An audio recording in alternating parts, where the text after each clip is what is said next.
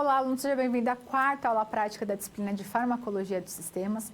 Eu sou a professora Flávia Soares Lassi e o tema da nossa aula de hoje é sobre os antimicrobianos, tá? Então, o que são os antimicrobianos? Os antimicrobianos, eles são fármacos que são utilizados para tratar as infecções microbianas. E essas infecções microbianas, elas podem ser causadas por bactérias, por fungos, por protozoários, e cada tipo de micro-organismo vai ter um tipo de antimicrobiano específico. Tá? Então, o foco aqui da aula de hoje é os antibióticos que são utilizados para tratar as infecções bacterianas, aquelas infecções que são causadas por bactérias, como, por exemplo, a meningite, a pneumonia, ou até mesmo as infecções sexualmente transmissíveis, como a sífilis, a gonorreia. Tá? Vamos aos objetivos da nossa aula de hoje. Então, na aula de hoje, você vai conhecer e entender quais são as diferentes classes de fármacos que atuam regulando o processo inflamatório e que são utilizados para tratar e controlar os processos infecciosos.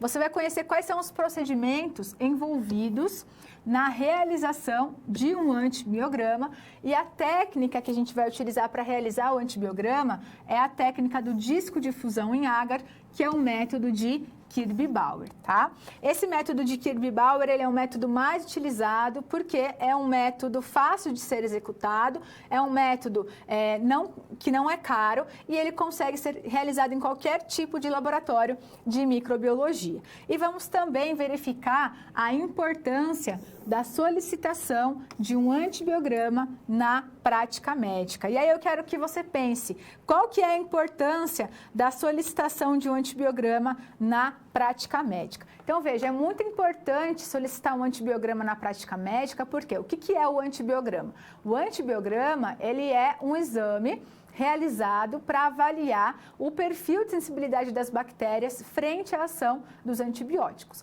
Toda vez que o paciente ele tem um processo infeccioso, para o médico tratar aquele processo infeccioso, ele precisa saber qual é a melhor opção terapêutica. Tá? Por quê? Porque isso evita que, por exemplo, possa acontecer a resistência microbiana. Então, por exemplo, se você tem um paciente com uma meningite e vai tratar com um antibiótico, que aquela bactéria é resistente, então não vai adiantar tratar aquela meningite com aquele antibiótico. Por quê? Porque não vai surtir efeito naquela bactéria. Então, é importante o médico conhecer qual que é o perfil de sensibilidade da bactéria para que ele possa instituir uma terapia adequada. Tá? Lógico que isso vai depender muito da situação clínica do paciente, da condição clínica do paciente. Se o paciente está em um estado com uma infecção muito grave, muito avançada, não dá tempo de esperar sair o resultado do antibiograma para instituir a terapia. Então, o médico vai instituir uma terapia empírica, baseado ali nos seus conhecimentos de qual é o possível agente etiológico daquela infecção, relacionado também ao sítio anatômico e qual é o tipo de antibiótico que é utilizado para aquele determinado sítio anatômico. E aí vai solicitar a realização do antibiograma e enquanto sai o resultado do antibiograma, já vai sendo tratado aquele paciente com aquele antibiótico. E aí, quando sair o resultado do antibiograma, o médico consegue instituir a melhor terapia possível para realizar o tratamento daquela infecção. Então, é muito importante conhecer o perfil de sensibilidade das bactérias frente à ação ali dos antibióticos. E o exame que a gente faz para conseguir detectar isso é o antibiograma. Vamos ao procedimento da nossa aula de hoje. Então, nessa aula de hoje, você vai realizar o antibiograma e o antibiograma que a gente vai realizar é através do método de Kirby-Bauer, que é a técnica do disco de fusão em agar. Por que que ele é chamado de técnica de disco de fusão em agar? Porque são colocados discos impregnados com antibióticos e esses antibióticos vão difundir pelo meio solidificado, que é o agar, tá? Então, esse antibiograma, ele é um teste de sensibilidade aos antibióticos. Ele também é chamado de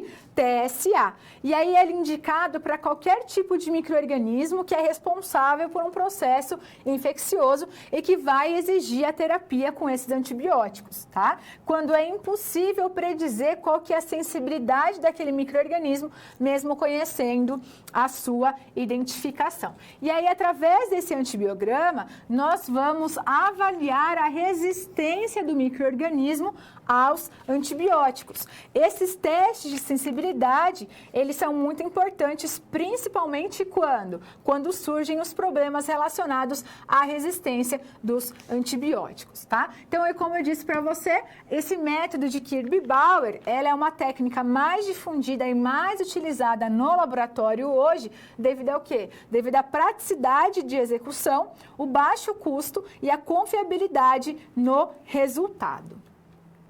Bom, então quais são as instruções para que você possa fazer aí essa técnica do disco de fusão em agar, que é o método Kirby-Bauer. Então, nesse método, o que acontece? Acontece a difusão do antibiótico que está ali presente no agar. Então, nós temos ali discos de antibiótico e esses discos de antibiótico, eles estão ali impregnados, então ele é um disco pronto já com antibiótico em uma concentração conhecida.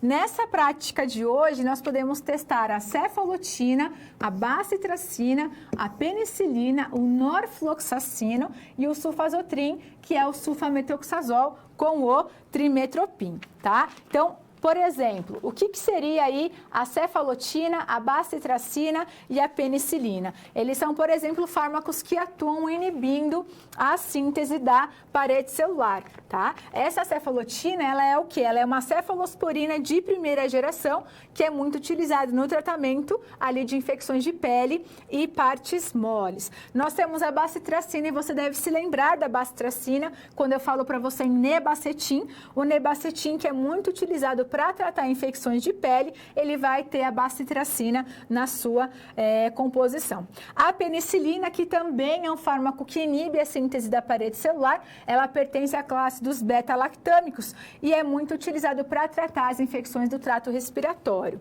Já o norfloxacino, ele pertence a uma outra classe de antibióticos, ele é uma quinolona e ele vai ser utilizado para tratar a infecção do trato urinário. E o sulfazotrin, aqui nós temos uma ação sinérgica entre o sulfametoxazol e o trimetropin, porque o sulfametoxazol, ele é o quê? Ele é uma sulfa, tá? Então, ele é uma sulfonamida e o trimetropin tem uma ação sinérgica com essa sulfonamida. E ambos ali, a utilização dos dois é utilizado para tratar a infecção do trato urinário. Bom, o que é muito importante nessa técnica? É uma correta inoculação, tá? Então, para uma correta inoculação, a gente utiliza um padrão, que é ali uma comparação, é uma escala. Essa escala, ela é chamada de escala de 0,5 de McFarland. Por quê? Porque nessa escala de 0,5 de McFarland, nós temos uma concentração conhecida. Então, sabe-se aí que a concentração bacteriana, ela é de aproximadamente 10 à sexta unidades formadoras de colônia por ml, certo? E aí, nesse passo, nós utilizamos um tubo, o tubo que vai estar aferido nessa escala 0,5 de McFarland, e ele vai ser um comparativo, e ela é uma etapa muito importante. Por quê? Porque se você não compara com a escala, o seu inóculo pode ficar enfraquecido ou muito carregado. Se você tem um inóculo muito carregado, acima desse padrão de 0,5 de McFarland, ele vai fornecer um resultado ali falsamente diminuído ou falsamente aumentado. Isso vai depender do quê? Isso vai depender do inóculo. Então, veja, se você tem um inóculo muito carregado, nós temos ali muitas bactérias, tá? E aí, então, às vezes, o perfil de sensibilidade daquela bactéria ao antibiótico será menor, mas isso é um resultado falsamente diminuído, tá? E aí, se você tiver um inóculo mais fraco, às vezes você vai ter resultado falsamente aumentado. E aí, nós vamos avaliar ali esses resultados, essa sensibilidade, através da medição do halo ali, que ele vai formar um halo de inibição, tá? E aí, então, nós utilizamos aqui um agar, e esse agar é o agar Miller-Hinton, tá? Você vai inocular através de estrias no agar Miller-Hinton. Por que esse agar Miller-Hinton? Porque ele é um meio de cultura que é muito utilizado para realizar o antibiograma, porque ele é rico em proteínas e carboidratos e vai fornecer um substrato ideal para o desenvolvimento e o crescimento dessas cepas bacterianas, tá? tá? Então, como é que faz esse antibiograma? Primeiramente, você tem que preparar uma suspensão com as cepas bacterianas. Na aula de hoje, você vai trabalhar com uma cepa de Staphylococcus aureus. O Staphylococcus aureus, lembrando que ele é um coco gram positivo, e uma cepa de Escherichia coli. A Escherichia coli, ela é um bacilo gram negativo, tá? E aí você vai fazer a suspensão utilizando uma salina estéril. A concentração dessa salina é, na verdade, cloreto de sódio a 0,85%. E aí você vai fazer essa suspensão e vai comparar com a escala 0,5 de McFarland. Então, veja, você vai retirar a bactéria ali da placa do meio solidificado, onde ela está crescida, e vai transferir para um tubo de salina estéril. Ali, nesse momento, ele está estéril, não tem nenhuma bactéria, e você vai inoculando essa bactéria nesse tubo e vai comparando com a escala de McFarland até que as duas tenham o mesmo grau de turbidez, tenham o mesmo grau de turvação. Depois, você vai, com o auxílio de um suave, inocular através de estrias essa bactéria no agar Miller-Hinton. E você tem que garantir que essa bactéria vai crescer por toda a placa. Então, quando você faz ali a semeadura, o que você vai fazer? Você tem a placa de Petri com um meio solidificado. E aí, com o auxílio do suave, o que é o suave? O suave é um cotonete estéreo. Você vai embeber esse suave ali na salina e vai fazer a estria, tá? Como que você vai fazer essa estria? São estrias confluentes, então é uma em cima da outra. Então, o que você faz? Você vai para frente e volta para trás em cima da mesma estria. Para quê? Para garantir que essa bactéria vai crescer por toda a placa. E você vai fazer isso 4 vezes. Então, você faz tudo numa primeira direção. Aí, você vira a placa, faz em outra direção. Vira a placa novamente, faz na outra direção. E vira a placa mais uma vez e faz na outra direção. Então, você fazendo isso 4 vezes, você garante que todos os espaços dessa placa, todos os espaços desse agar Miller-Hinton, que é um agar solidificado, vai ter crescimento bacteriano, tá? Por quê? Porque a bactéria ela tem que crescer forrando aqui a placa como se fosse um tapete. Ele tem um crescimento confluente. Após a inoculação, o que você tem que fazer? Aí você vai adicionar os discos dos antibióticos com auxílio da pinça, tá? Então, essa pinça, ela tem que estar esterilizada também. Então, você vai flambar a pinça antes de usar e depois de usar e vai colocar os discos de forma equidistante, tá? Toda vez que você colocar um disco na placa, o que você tem que fazer? Você vai colocar o disco na placa e vai apertar ele suavemente para quê? Vai pressionar para que ele possa ficar fixo ali na placa, tá? E aí, então, você vai incubar na estufa a 37 graus por 18 a 24 horas. Então, esse aí é o método do antibiograma, tá? Essa é a primeira parte da aula. Então, você vai inocular ali, vai incubar e esperar um tempo de, no mínimo, 24 horas. E aí, na segunda parte da aula, no nosso segundo procedimento, o que você vai fazer? Você vai avaliar a resistência aos antibióticos, tá? Como que você vai fazer isso? Após o crescimento ali da bactéria, então você incubou, colocou na estufa, aguardou as 24 horas, observou o crescimento, você vai ver como a bactéria vai crescer. E aí, o que vai acontecer? Se a bactéria for sensível àquele antibiótico, o antibiótico, quando difunde pelo meio de cultura, ele inibe o crescimento do micro-organismo. Então, você vai ver ali possíveis halos de inibição que serão formados. E aí você vai medir o diâmetro dessa zona de inibição usando uma régua ou um paquímetro, e você lembre-se que tem que medir esse diâmetro em milímetros, tá? E aí de cada antibiótico de cada leitura de antibiótico, você tem que anotar o diâmetro, anotar esse diâmetro em milímetros, para quê? Para que você possa analisar o perfil de sensibilidade de cada bactéria que é testada, tá? Então, essa técnica de antibiograma, ela é muito utilizada no laboratório de microbiologia.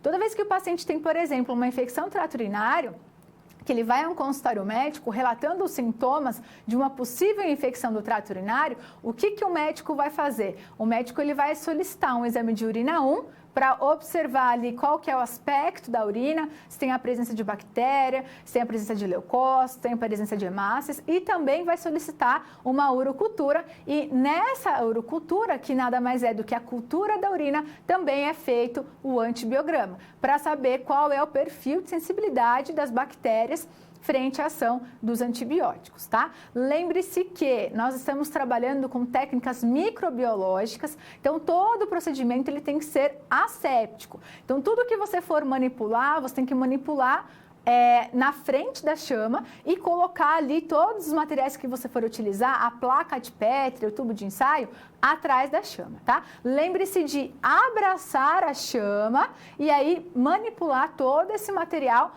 atrás da chama para que você não contamine o material e também que esse material que tenha uma bactéria possa contaminar você. Então, na verdade, manipular o material atrás da chama é uma forma de proteção, tanto do material biológico quanto do profissional de saúde que está ali trabalhando, tá? Lembre-se também que no laboratório de microbiologia, a gente não pode comer, não pode beber, o cabelo sempre tem que estar preso, tem que utilizar as luvas para se proteger, então a gente tem que usar ali das medidas de proteção individual e também utilizar os equipamentos de proteção individual, tá? Então, eu peço a sua atenção, eu peço o seu cuidado para essa aula, certo?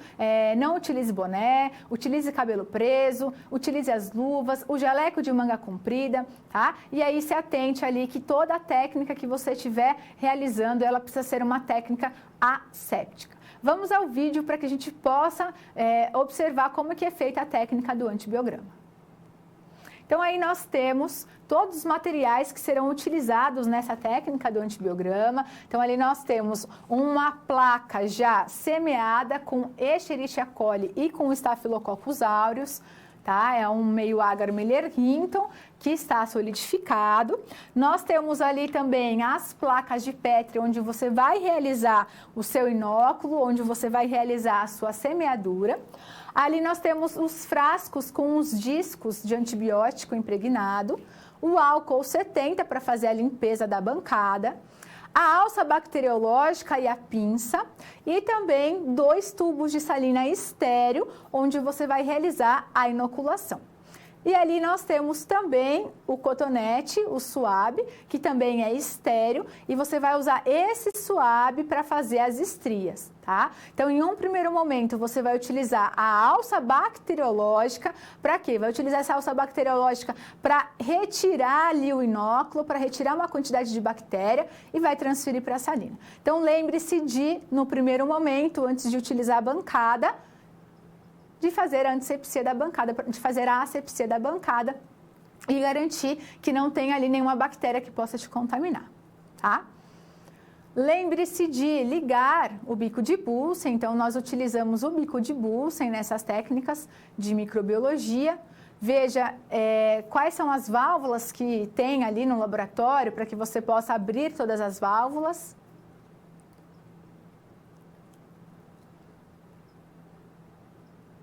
Eu tenho um problema ali com o fósforo, ele quebra. E lembre-se de certificar que essa chama, ela seja uma chama azulada. Para isso, o que você tem que fazer? Você tem que abrir a janelinha ali do bico de Bunsen. Então, você abre essa janela e a chama ela fica azulada. Veja que embaixo ali a chama ela está azulada, tanto que a gente nem consegue observar nitidamente na imagem.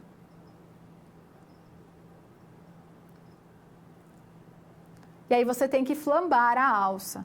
Lembre-se que a flambagem ela é uma técnica de esterilização. E eu garanto que essa alça está flambada quando? Quando ela vai ficando alaranjada. Então veja que conforme vai passando essa alça pela chama, ela vai ficando alaranjada. E isso faz com que a gente possa garantir ali que realmente a alça está esterilizada. A flambagem é um tipo de esterilização a seco.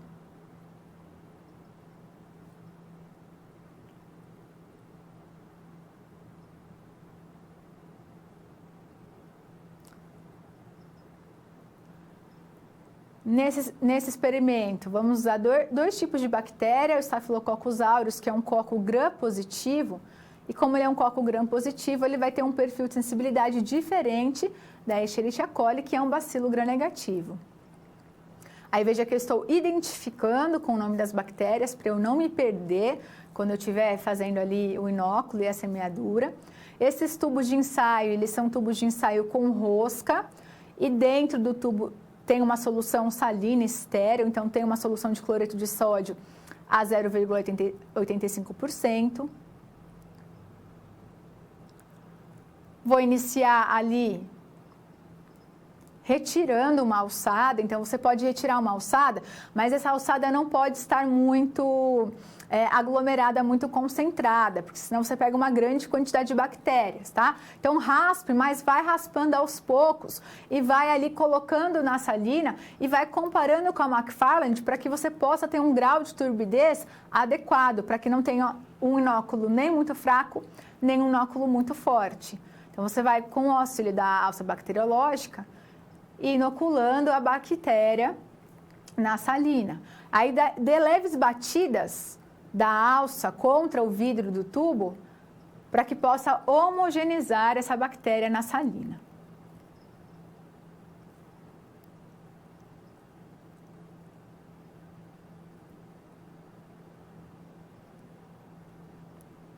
Feito isso, você tem que se lembrar que toda vez que você vai colocar a alça em algum apoio, você tem que se lembrar que essa alça está contaminada. Então, é muito importante colocar a alça novamente na chama para esterilizar essa alça. Então, lembrem sempre de antes de usar e após o uso, sempre realizar a flambagem. Então, esterilizar essa alça bacteriológica.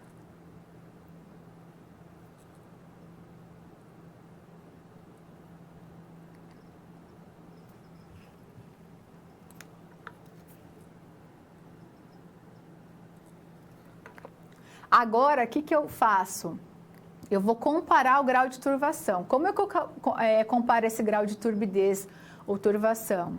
É olhando contra a luz e eu vou comparar a turbidez dos dois. A escala McFarland é aquela do tubo menor e a salina é o tubo com rosca.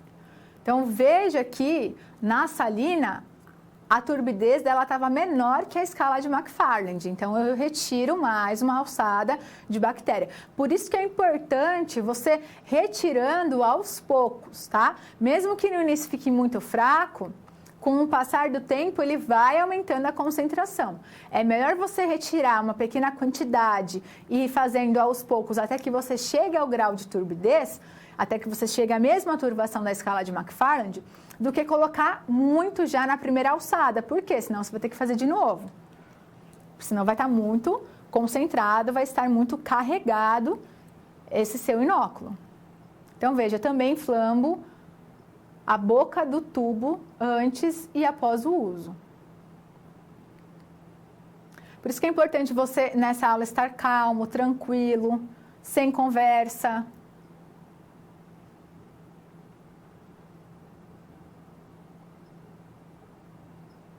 É uma técnica que demanda paciência, porque você precisa sempre estar flambando a alça. Aí, novamente, nós vamos comparar o grau de turbidez de turvação.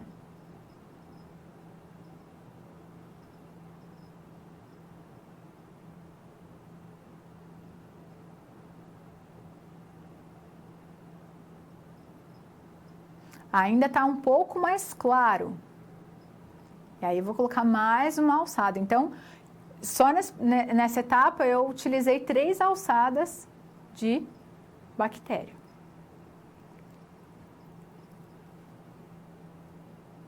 Então, você vai ali sempre tocando na colônia, suspendendo essas colônias na solução salina estéril, e aí você vai obter uma turvação, e essa turvação ela tem que ser compatível com o grau 0,5 da escala de McFarland, porque ali a gente sabe que tem uma concentração aproximada de 10 a sexta unidades formadoras de colônia por ml. Então, é importante que você tenha um tubo e esse tubo seja aferido aí com a escala 0,5 de McFarland como um comparativo.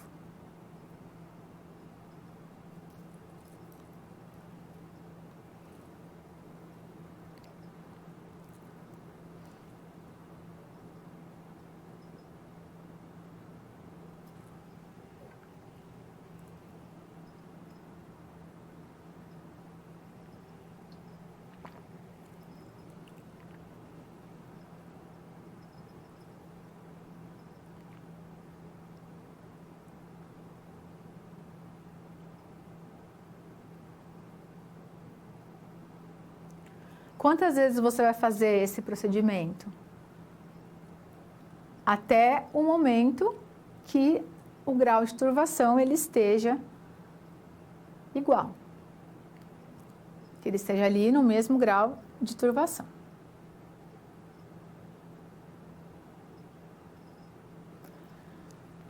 E o mesmo procedimento ele é reproduzido com a Escherichia coli. E com Staphylococcus aureus. Esse processo é para quê? É para que você possa preparar o seu inóculo e, através desse inóculo, semear no meio de cultura.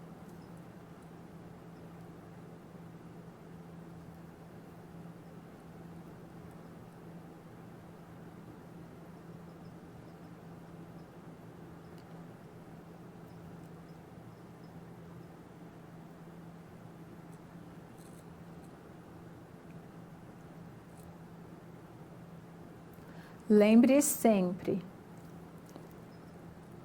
que antes de tocar na colônia, essa alça bacteriológica ela deve estar estéril.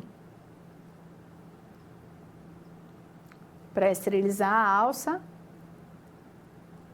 é necessário que passe a alça ali na chama, até que a alça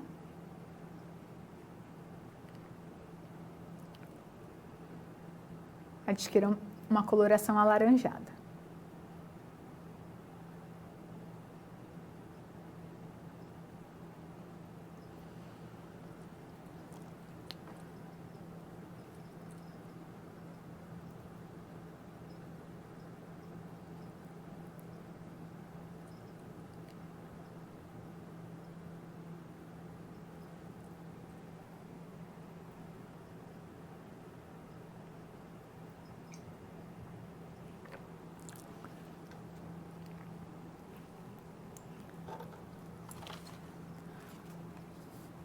Esse momento de preparar o inóculo, ele é um momento muito importante, tá?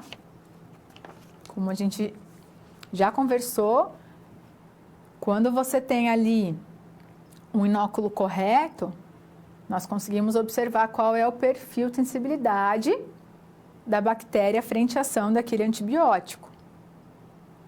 Por quê? Porque se esse inóculo estiver muito carregado, ou seja, se ele tiver uma concentração muito elevada de bactérias, ele pode fornecer ali um resultado falso diminuído. Então, por exemplo, eu posso medir ali o halo de inibição e observar que aquele halo está ali menor, está diminuído. Mas por quê? Porque eu errei na concentração, eu errei no inóculo daquela placa. E é importante a gente realizar a técnica correta, porque lembrando que é desse antibiograma que vai ali ser instituída a terapia correta para o paciente. Então, eu não posso errar nesse antibiograma. Eu não posso ter uma bactéria falsamente sensível ou falsamente resistente ao antibiótico, tá? Então, para fazer essa inoculação correta, sempre compare com o padrão da escala de McFarland. Eu sei que naquela escala ela tem uma concentração de 10 a sexta unidades formadoras de colônia por ml. E aí sempre eu vou comparando o tubo da salina com a McFarland. Repare que eu estou retirando a alçada bacteriana e estou ali inoculando no tubo de ensaio com a Solina estéreo. A escala de McFarland, ela, em nenhum momento eu abri a escala de McFarland, tá? Então, não é para você colocar a bactéria dentro da escala de McFarland. Essa escala de McFarland é apenas para você comparar. Então, ela é um comparativo. Então, veja que eu estou lá homogeneizando a bactéria para observar e comparar corretamente o grau de turbidez.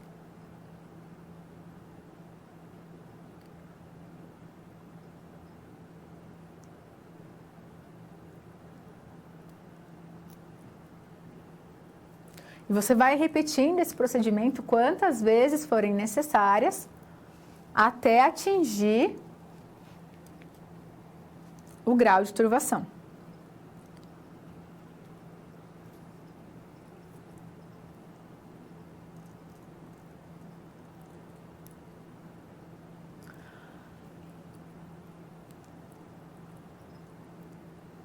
Nesse procedimento do antibiograma também é importante retirar os discos de antibióticos da geladeira e deixar que eles atinjam ali a temperatura ambiente antes do uso, tá?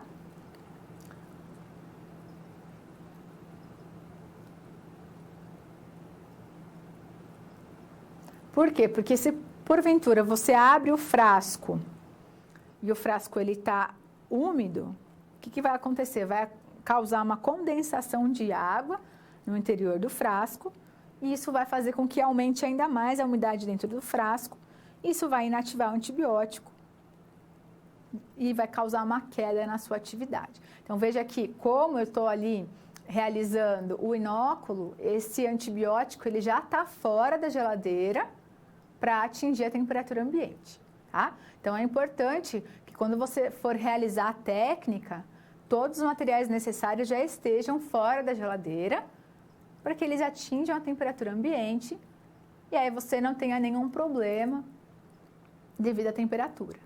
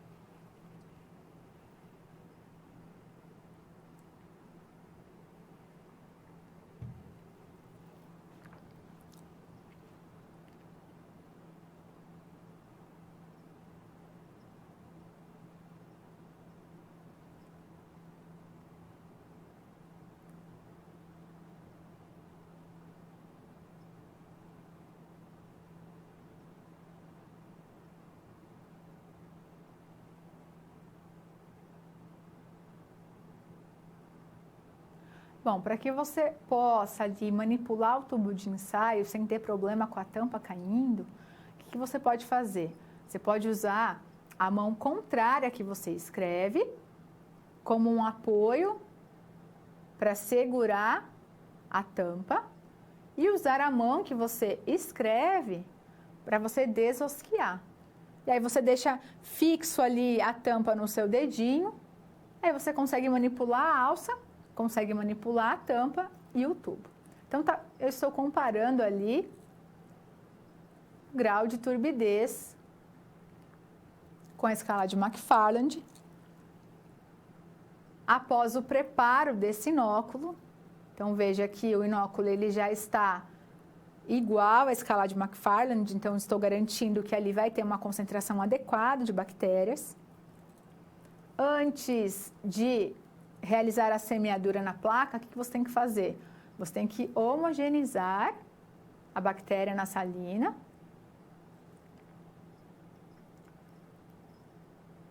E aí você vai pegar uma placa de Petri contendo o meio solidificado, que é o agar Miller-Hinton. esse meio está estéril. E esse agar Miller-Hinton ele é bastante utilizado nas técnicas de antibiograma porque ele é um meio nutritivo, ele tem uma grande concentração de proteínas e carboidratos que vai favorecer o crescimento e o desenvolvimento do micro-organismo. Por quê? Porque aqui o micro-organismo ele precisa crescer. Então, você precisa dar condições necessárias e ideais para favorecer o crescimento desse micro-organismo. Lembre-se de anotar na placa qual é a bactéria que você está semeando e esse é o SWAB, que é o cotonete estéril. Lembre-se de rasgar a embalagem do SWAB pelo lado que não tem o algodão, para você não contaminar o algodão, porque o algodão está estéril, ele tem que continuar estéril. E aí você homogeneiza o tubo e vai embeber esse cotonete estéril na suspensão bacteriana. Então, esse processo é importante também, que você precisa transferir da salina para o cotonete. E aí você pode comprimir ali o cotonete estéril contra as paredes do tubo para tirar o excesso da suspensão. E aí você vai semear na placa de Petri contendo o meio agar Miller-Hinton. Essa semeadura tem que ser suave, então veja aí que o movimento ele é suave, você não pode pressionar muito esse cotonete na placa de Petri. Por quê? Porque como esse é um agar solidificado, ele lembra um pouco a consistência de uma gelatina, mas um pouco mais firme, mais consistente do que a gelatina. Se você pressionar muito, sobe e vai rasgar o meio de cultura e não pode rasgar o meio de cultura, tá? Então veja aí que eu faço movimentos de vai e vem, uma em cima da outra, e faço isso nas 4 direções para garantir que eu vou cobrir toda a superfície do agar, tá? Então é importante você fazer nessas 4 direções diferentes para que você consiga abranger ali toda a superfície dessa placa, desse meio de cultura. E não precisa umedecer, embeber novamente o cotonete na salina, tá? Você pode ali realizar direto com uma única vez que você umedecer o SWAB na suspensão bacteriana. Feito isso, você vai descartar o SWAB. Lembre-se que o SWAB está contaminado. Em hipótese alguma, coloque esse SWAB em cima da mesa, em cima da bancada, porque vai contaminar a bancada. E aí, com o auxílio da pinça, você vai retirar os antibióticos. Também, a pinça você precisa esterilizar antes de usar e após usar. O que é importante neste momento?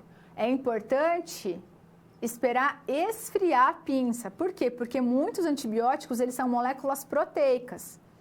Se você pega esse antibiótico com a pinça quente, ele vai inativar o antibiótico. Então, o nosso objetivo é que o antibiótico ele esteja ativo, que ele seja eficaz, tá? Então, esses frascos são os frascos que contêm os discos. Geralmente, esses discos, eles são de papel filtro. E são discos de papel filtro impregnados com concentrações conhecidas de antibiótico, ou seja, não dá para mudar a concentração do antibiótico, a concentração ela é fixa. E aí você vai colocar o antibiótico sobre a placa e vai dar uma leve pressionada para fixar esse antibiótico na superfície do agar.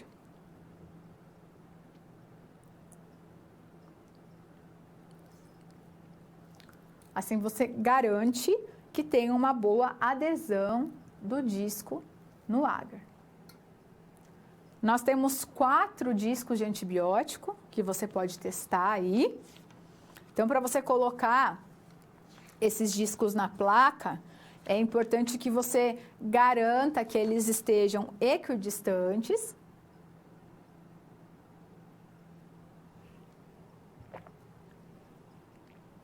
Ou seja, eles não podem estar nem muito próximos um do outro e nem próximos da parede. Então, veja ali qual é o tamanho da placa e tente distribuir esses antibióticos de uma maneira uniforme. Então, eu coloquei ali o primeiro antibiótico. Vou ver mais ou menos a distância para que ele não fique nem muito próximo da parede e nem muito próximo um do outro. E aí, com o auxílio da pinça, você pressiona levemente para garantir a adesão desse antibiótico na placa.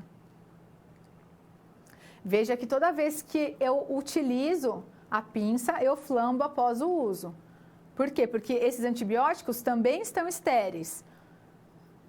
Se porventura você tocar a pinça no meio de cultura, vai contaminar a pinça e aí você vai contaminar os antibióticos.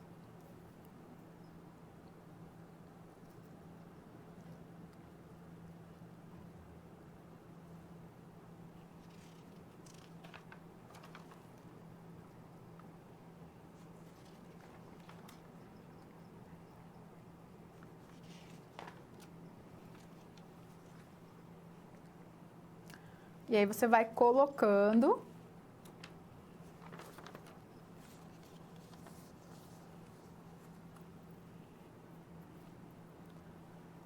os antibióticos. É importante, antes de colocar os antibióticos, aguardar pelo menos uns 4 minutos para que o inóculo ele seque totalmente na placa. Porque se porventura você colocar um antibiótico na placa e ela estiver ainda úmida da suspensão bacteriana, o antibiótico ele vai escorrendo. E aí você não vai ter um halo de inibição preciso. Você vai ver o antibiótico escorrendo pela placa de Petri, pelo agar. Então veja lá, coloquei de forma equidistante, coloquei os 4 antibióticos na placa, não coloquei próximo da parede nem próximo um do outro, para que quando forme o halo de inibição, eu consiga ler esse halo sem que ocorra interferências.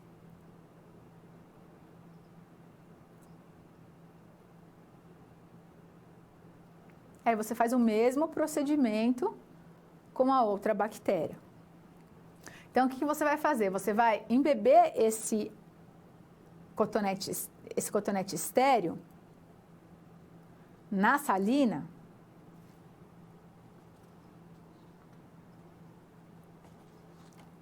e vai comprimir o cotonete estéreo contra as paredes do tubo para tirar esse excesso da suspensão.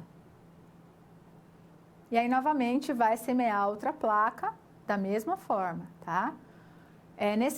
Nesse momento, o que é importante? Que a sua mão esteja bem leve, bem suave, que você faça movimentos bem suaves, não precisa pressionar muito o cotonete contra o agar, para não afundar o agar ou quebrar o agar, rachar o agar, porque vai interferir no seu resultado, tá?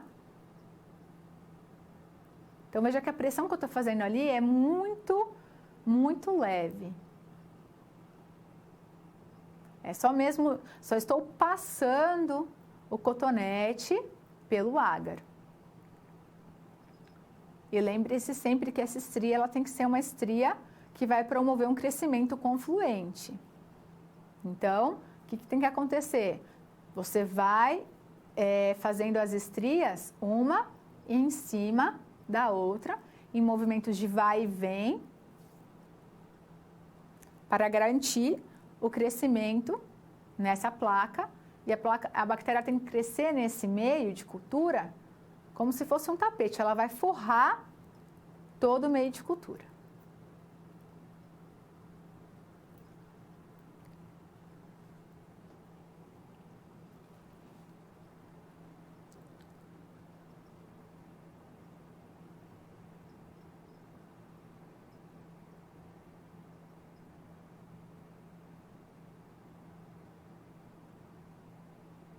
E é importante você utilizar os mesmos antibióticos para você comparar o perfil de sensibilidade da Escherichia coli com o Staphylococcus aureus.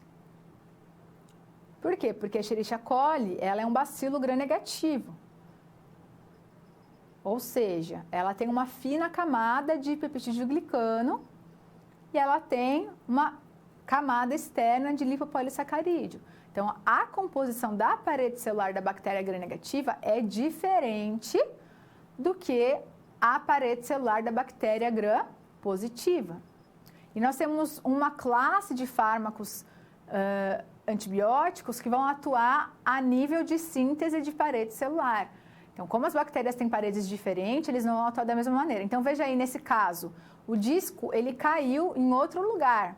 Eu queria colocar lá em cima da placa e ele caiu ali embaixo. Em hipótese alguma, eu posso arrastar esse disco, porque se você semeou a bactéria ali, conforme você vai arrastando o disco, você vai retirando a bactéria, porque você vai passando o disco de antibiótico por aquele meio, tá? Então, se você quiser colocar em algum lugar e porventura, na hora que você soltou o antibiótico ali no meio, ele cair em outro lugar, não tem problema, tá? Não tire ele daquele lugar. Somente dê uma leve pressionada para que o disco consiga aderir ali no agar.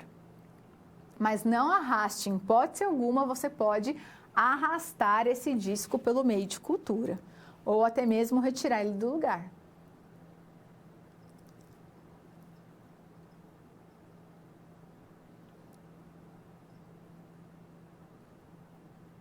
Ah, mas caiu um próximo do outro ou próximo da parede. Paciência, a gente vai ter que fazer uma adequação, tá? O que não pode é você ter um resultado ali falso negativo. E isso pode acontecer, tá? Então, não se preocupe se acontecer isso durante a realização da técnica. Só lembre de não mover o disco. Deixe ele aonde ele caiu.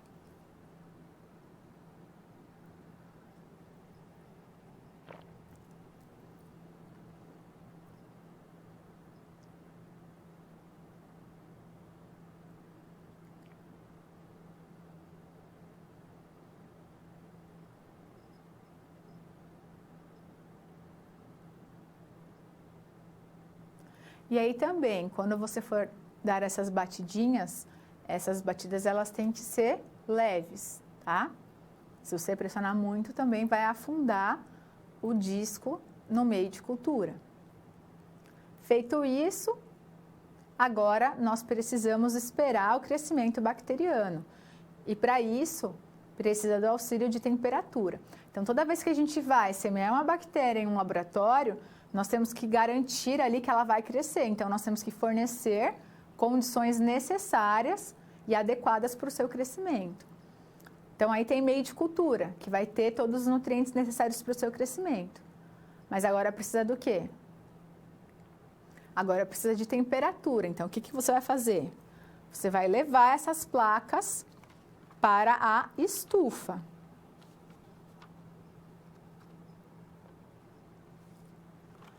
Vai levar as placas para a estufa e vai incubar a 37 graus.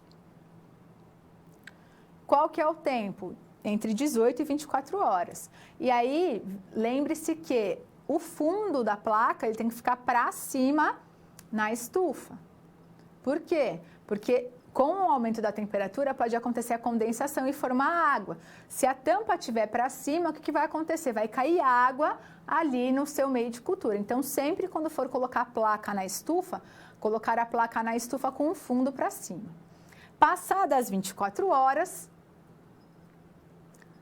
nós temos que ler esses halos. Então, veja aí que as bactérias, elas cresceram e elas cresceram de forma confluente, ou seja, forrou toda a placa, cresceram por toda a extensão da placa.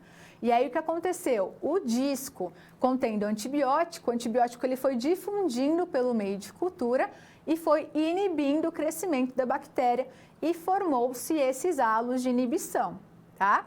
Então, o que você tem que fazer? Na leitura do halo de inibição contra a luz, você vai, com auxílio de uma régua ou de um paquímetro, vai medir o diâmetro desses halos de inibição, tá? Por que uma placa está mais escura, outra está mais clara? É o tipo de micro-organismo, tá? Um é o Staphylococcus e o outro é a E. coli. E veja aqui, como eu não coloquei os discos próximos da parede, nenhum próximo do outro, os halos de inibição ali, eles estão separados. Então, a gente consegue ler esse halo de inibição de uma forma adequada. Por isso que ele é chamado de método de disco difusão, porque o antibiótico, que está presente no disco, ele vai difundindo pelo meio de cultura, e se a bactéria for sensível a ele, ele vai formar esses halos de inibição, tá? Aí não aconteceu, mas e se a bactéria tivesse crescido em toda a extensão próximo do antibiótico? Quer dizer que a bactéria é resistente, porque mesmo que o antibiótico difunda, a bactéria cresce. E aí, contra a luz, com o auxílio da régua, você vai ler o halo de inibição.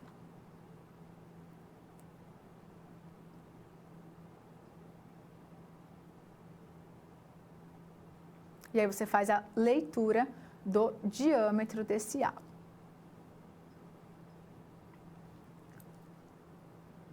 Bom, então essa técnica do antibiograma é uma técnica muito importante, principalmente para se instituir uma correta terapia ali antimicrobiana, tá? Antibacteriana.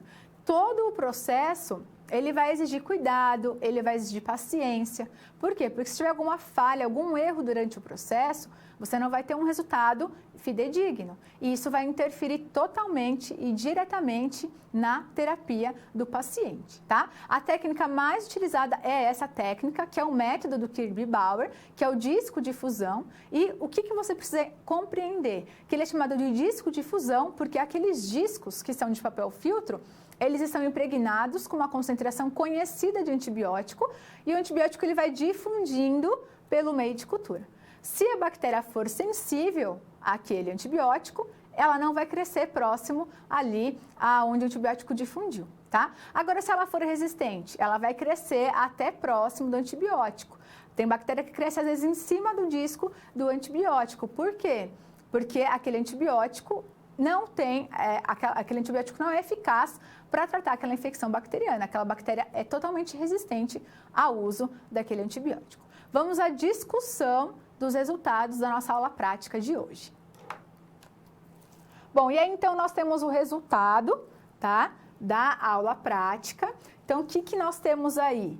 Nós temos as duas placas com Escherichia coli e com o Staphylococcus aureus, mostrando os seus halos de inibição, tá? Então, esse é um teste muito utilizado e ele é chamado de disco difusão. Por quê? Porque você, olhando aqui, nós temos o antibiótico. O que aconteceu? O antibiótico ele foi difundindo pelo meio de cultura e inibiu o crescimento do micro-organismo, tá? Então, aqui nessa técnica do Kirby-Bauer, nós temos essa placa de Petri, que tem o meio Miller-Hinton, que é um agar solidificado, que vai garantir o crescimento de todo o micro-organismo, tá? Você tem que fazer a estria por toda a placa, para quê? Para garantir que o micro-organismo ele cresça forrando essa placa. Então, veja nessa placa de Staphylococcus aureus, que a gente consegue ver melhor. Não tem nenhum espaço vazio na placa, então a gente garantiu ali um crescimento confluente, tá? Aqui a quantidade de micro-organismo foi padronizada, de acordo com a escala 0,5 de McFarland, e os discos de papel filtro impregnados com antibiótico foram colocados aí na superfície do meio de cultura, tá? Então, o que acontece? Se o agente for efetivo contra o micro-organismo, vai formar uma zona de inibição, que é o que nós temos aí na imagem, tá? Então, nós temos ali a setinha indicando o diâmetro do halo, tá? Esse diâmetro da zona de inibição, ele pode ser medido com uma régua ou com um paquímetro, como nós vimos no vídeo, e você vai medir esse diâmetro, e esse diâmetro tem que ser medido em milímetros, tá?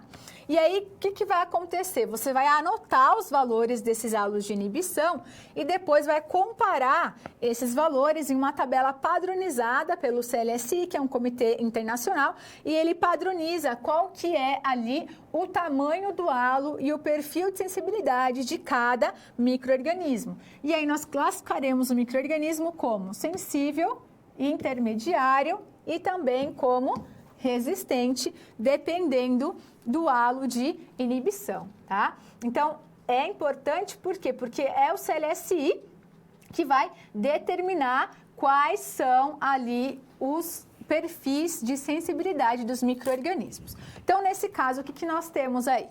Nós temos, para a E. coli, no antibiótico norfloxacino, foi medido o halo de 40 milímetros. Isso dá um perfil de sensibilidade sensível. Para o sulfazotrin, o halo foi de 25 milímetros, que também é sensível. E da cefalotina, o halo obtido foi de 20 milímetros e ela também é sensível à cefalotina. E o halo da penicilina foi de 30 milímetros e ela também é sensível à penicilina. Então, a E. coli aqui, ela é sensível a todos os antibióticos testados, tá? Já o Staphylococcus aureus, ele apresentou também um perfil de sensibilidade, mas ele apresentou halos de inibição diferentes da E. coli. Por isso que eu pedi para você semear uma bactéria gram-negativa e um coco gram-positivo. Então, veja aqui, ó, que o halo de inibição de norfloxacino para o Staphylococcus aureus foi menor. Do sulfazotrin, o halo foi igual. Da cefalotina, o halo para Staphylococcus foi bem maior. E da penicilina, o halo foi menor, de 25 milímetros, e ele tem um perfil de sensibilidade intermediário, tá? Então, veja que nós temos aí uma tabela. Então, é através dessa tabela, essa tabela, ela tem os valores inibitórios para enterobactérias, que são as bactérias gram-negativas, que são os bacilos gram-negativos, e através aqui da comparação dos halos de inibição com essa tabela, a gente consegue chegar ao perfil de sensibilidade, tá? Então, vamos supor que o perfil de sensibilidade aqui da E. coli é de 40 milímetros, que é o que a gente obteve ali para o norfloxacino. Então, o que você faz? Você vai buscar pelo norfloxacino, tá? Então, você busca lá norfloxacino e vai comparar o halo de inibição. Para a bactéria ser resistente ao norfloxacino, o halo tem que ser menor ou igual a 12. Para ela ser intermediário, ela tem que ser igual entre 13 e 16. E para ela ser sensível, o halo tem que ser maior ou igual a 17. No caso, o halo foi 40, então a bactéria ela é sensível. Outro exemplo, no sulfazotrin, o halo foi de 25 milímetros, que é o sulfametoxazol e trimetoprim. Então, para ele ser resistente, o halo de inibição tem que ser menor ou igual a 10. Para ele ser intermediário, tem que estar entre 15, 11 e 15. E para ele ser sensível, tem que ser maior ou igual a 16. Então, veja que quando você mede o halo de inibição e compara esse halo de inibição com essa tabela, você consegue chegar ao perfil de sensibilidade da bactéria e conhecer se a bactéria é sensível, resistente ou intermediária àquela infecção. A partir daí, o médico ele consegue escolher a melhor terapia, tá? Por quê? Qual antibiótico ele vai escolher?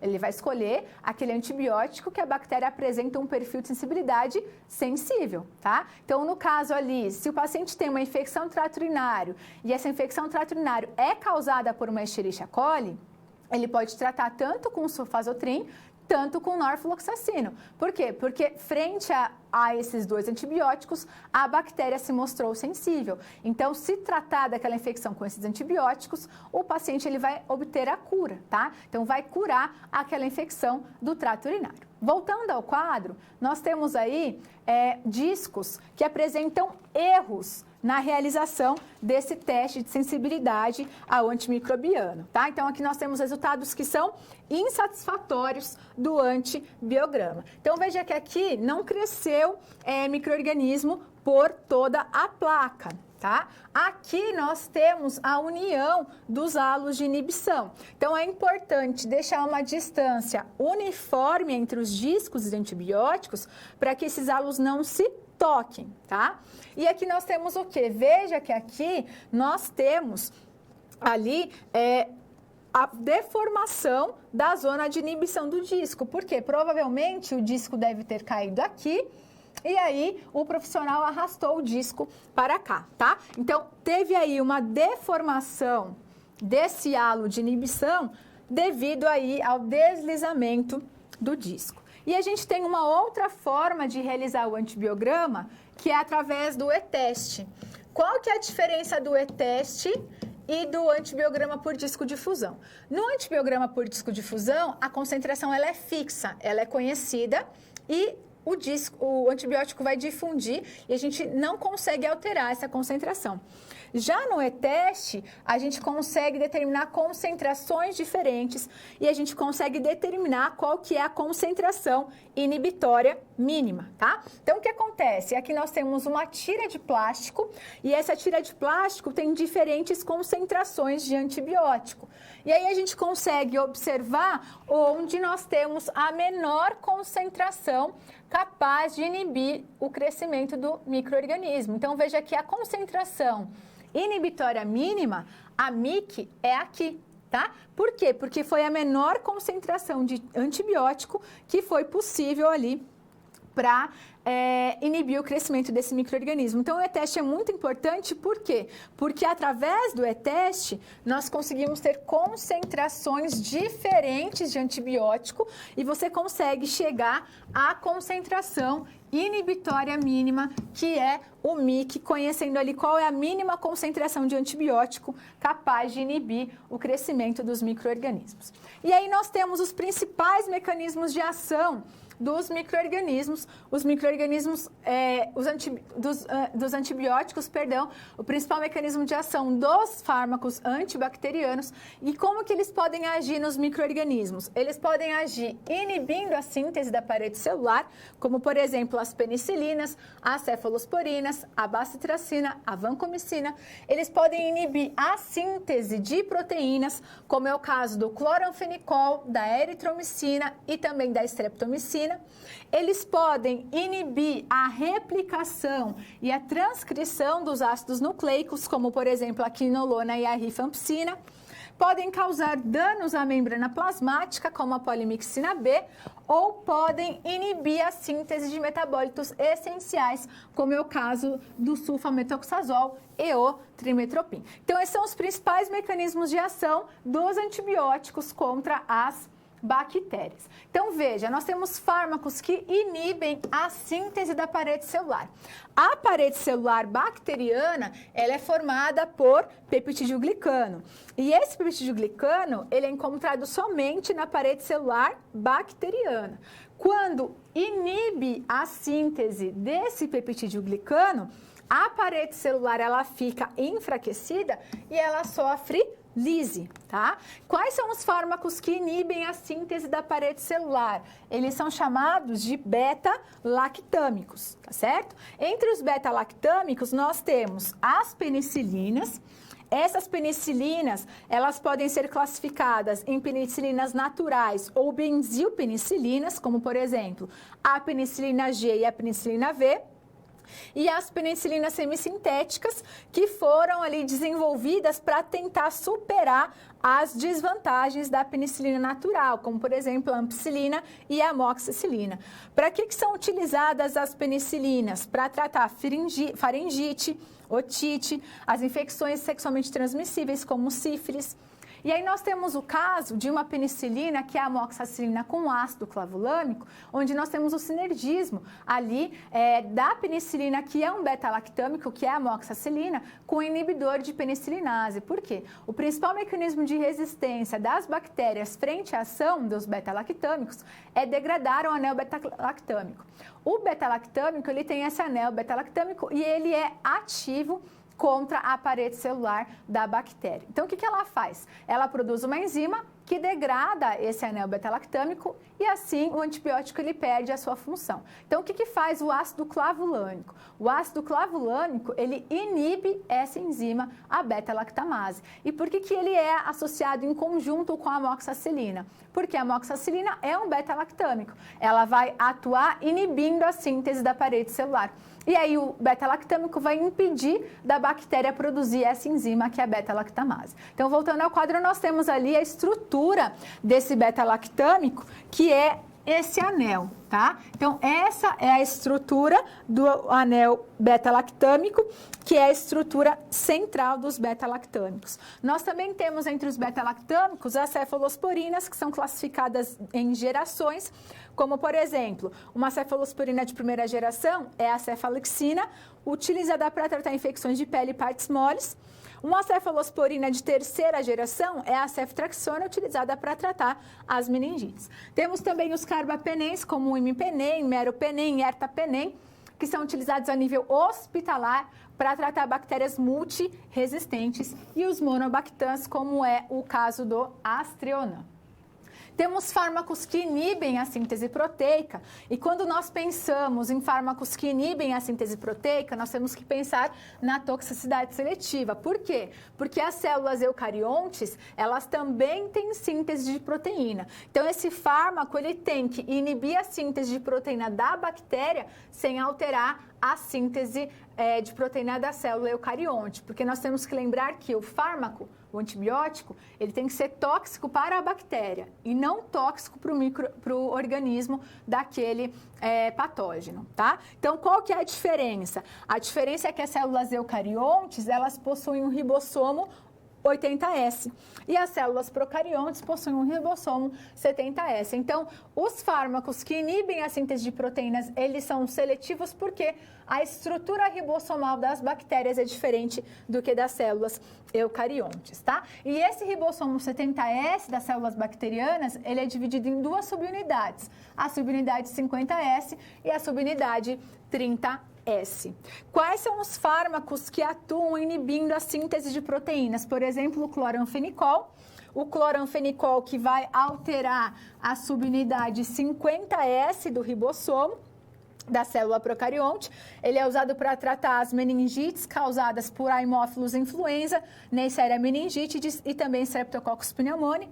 Nós temos aqui os macrolídeos. Os macrolídeos, que são responsáveis por inibir a tradução das proteínas quando também se ligam à subunidade 50S do ribossomo. O exemplo é a eritromicina e a azitromicina, muito utilizado para tratar a infecção do trato gastrointestinal. Os aminoglicosídeos, que inibem aqui a subunidade 30S do ribossomo. E temos também as tetraciclinas, que inibem a tradução de proteínas, interferindo na ligação do RNA transportador. Muito utilizada para tratar bactérias gram-positivas e gram-negativas e também as espiroquetas. Então, veja, quando nós pensamos em um antibiótico, o antibiótico ele vai ter que ser seletivo, ele tem que ser tóxico para a célula do micro-organismo e ele não pode trazer toxicidade para a célula do hospedeiro, tá? Por quê? Porque aquele micro-organismo, aquele patógeno está parasitando a célula do hospedeiro. Então, de alguma forma, aquele antibiótico vai ter que alterar o micro-organismo e não vai alterar a célula do hospedeiro. Quando nós pensamos em fármacos que inibem a síntese da parede celular, isso é fácil, a toxicidade seletiva é mínima. Por quê? Porque a parede celular da bactéria é própria da bactéria. A célula eucarionte não tem esse tipo de parede celular, não tem essa parede celular. Então, é mais fácil o beta-lactâmico ser seletivo para a célula bacteriana. Mas quando nós pensamos em síntese de proteínas, nós podemos pensar ali numa toxicidade, tá? Por quê? Porque toda célula, tanto a eucarionte quanto o procarionte, tem síntese proteica. Porém, a toxicidade é mais específica ali, é mais seletiva para a célula bacteriana. Por quê? Porque a estrutura ribossomal das duas células são diferentes. Tá? Então, o tipo de ribossomo de cada uma dessas células é diferente. Agora, no quadro, nós temos uma imagem que que mostra o mecanismo de ação desses fármacos que inibem a síntese de proteínas. Então, veja que aqui nós temos a porção 50S do ribossomo procarionte, aqui nós temos a porção 30S do ribossomo procarionte e aqui nós temos o RNA mensageiro. Então, o que é esse processo de síntese de proteínas? O ribossomo, ele vai ler essa molécula de RNA mensageiro e vai transformar essa informação em uma sequência de aminoácidos, vai transformar em uma sequência ali de polipeptídeos, tá? Cada antibiótico que inibe a síntese proteica vai atuar em cada uma dessas fases. Como, por exemplo, o cloranfenicol. O que faz o cloranfenicol? O cloranfenicol, ele se liga a essa porção 50S do ribossomo. Quando ele se liga à porção 50S, ele inibe a formação dessa ligação peptídica. Então, se não tem ligação peptídica, não temos síntese de proteínas. Tá? Um outro tipo de antibiótico que inibe a síntese de proteínas são as tetraciclinas. O que faz essa tetraciclina? A tetraciclina, ela interfere no acoplamento do RNA transportador nesse complexo RNA mensageiro ribossomo. Então, veja aqui, quando o ribossomo ele faz a leitura do RNA mensageiro, o RNA transportador, ele carrega o aminoácido respectivo àquela sequência.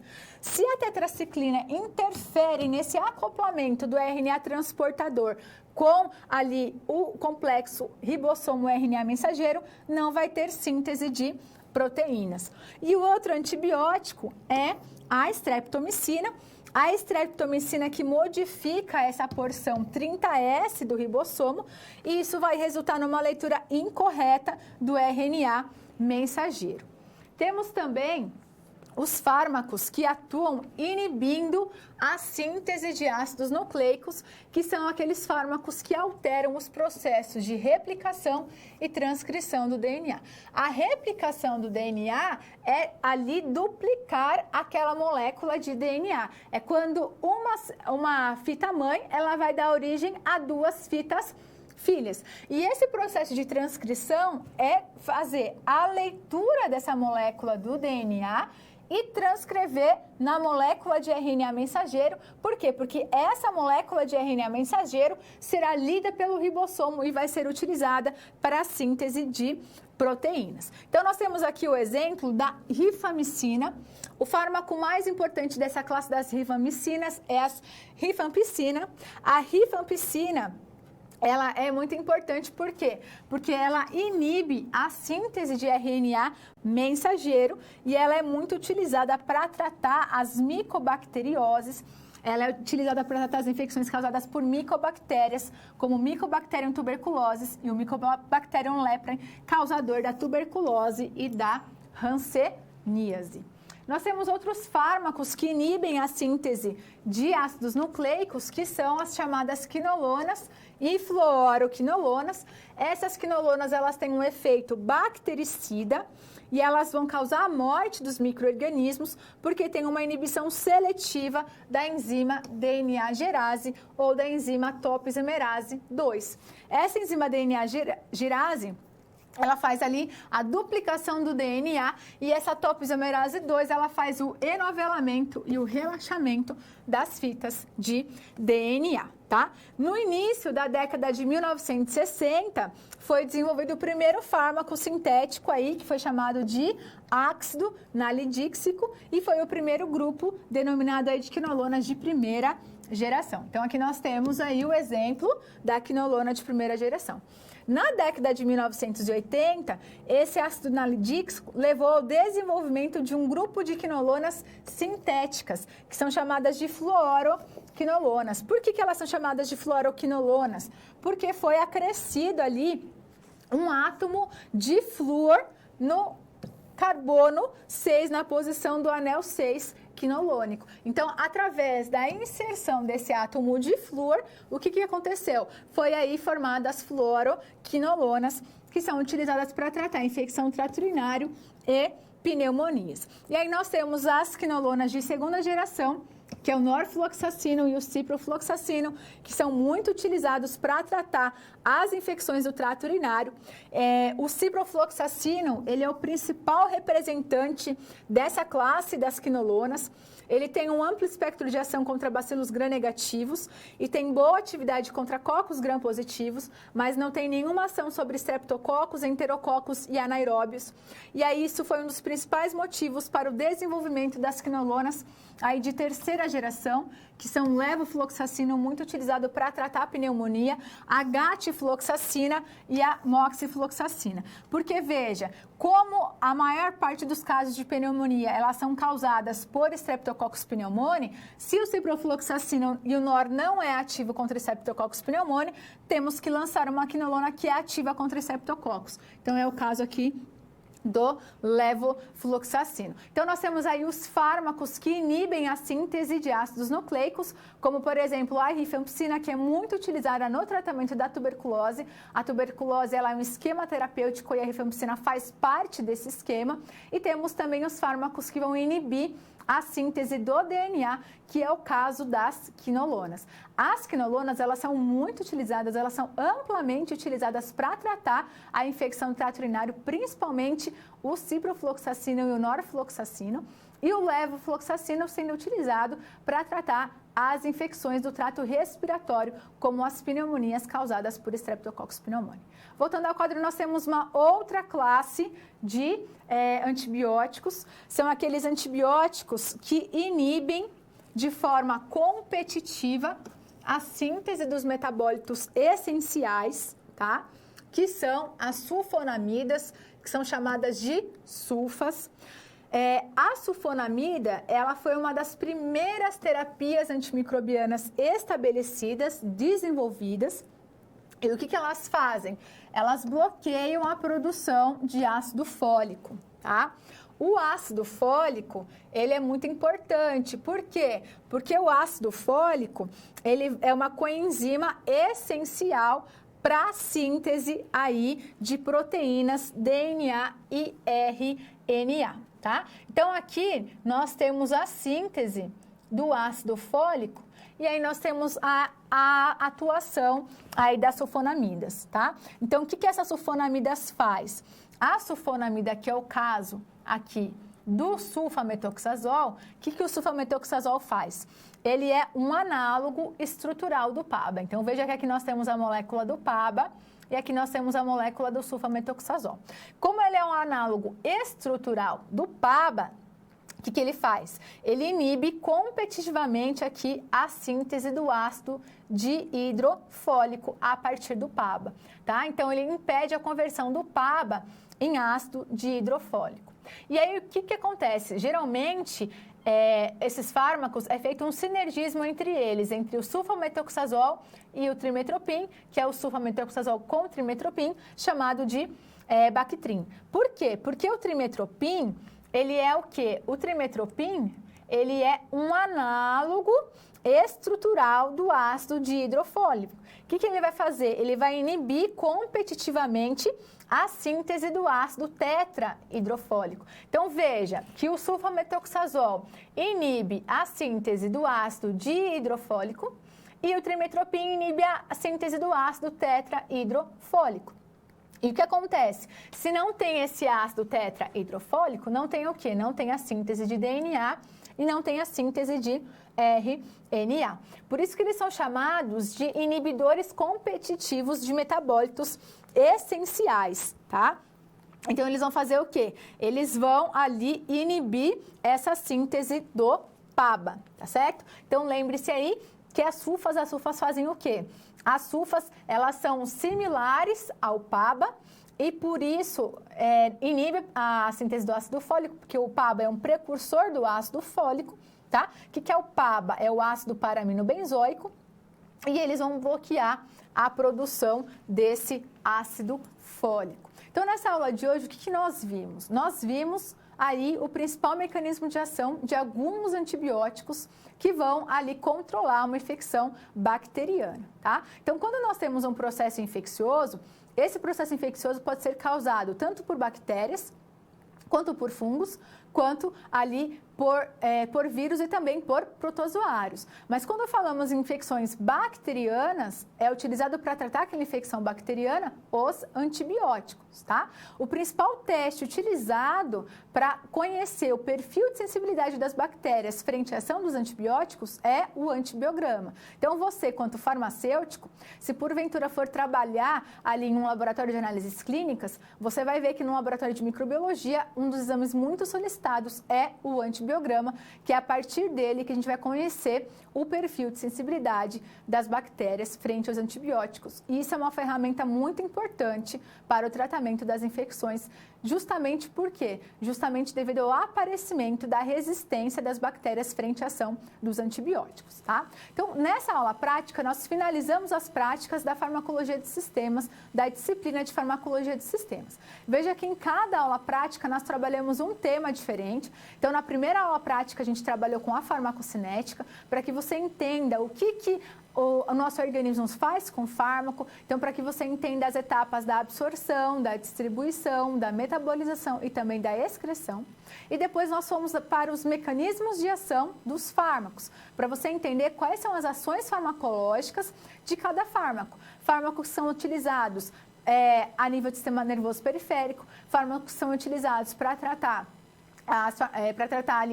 doenças que têm acometendo o nosso sistema cardiovascular e também fármacos que são utilizados como antihipertensivos. E nessa aula de hoje, o foco da aula de hoje foi os antibióticos, para que você possa conhecer o mecanismo de ação e entender quando é utilizado um tipo de antibiótico sobre o outro, tá? Então, finalizamos aqui as aulas práticas da disciplina de farmacologia de sistemas. Até um próximo encontro.